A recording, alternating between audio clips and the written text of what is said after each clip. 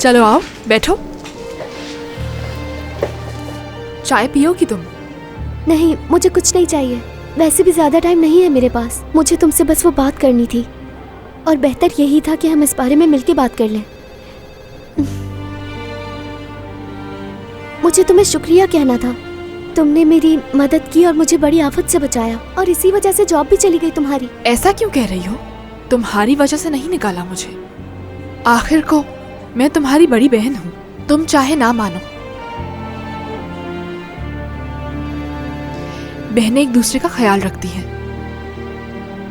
अब उस बारे में ज्यादा मत सोचो। जो होना था हो गया, अब भूल जाओ सब कुछ। मैंने जो कुछ तुम्हारे साथ किया, ये सब उसी का नतीजा है जो मैं आज भुगत रही हूँ। ऐसी बात दोबारा मत करना शिजा। तुम बिल्कुल इसकी मुस्तहिक नहीं हो। मानती हूँ तुमने गलती की, लेकिन बहनों में तो ऐसा होता रहता है ना। देखो, अगर वो लड़का तुम्हें दोबारा परेशान करे तो तुम मुझे फौरन कॉल करना, ठीक है?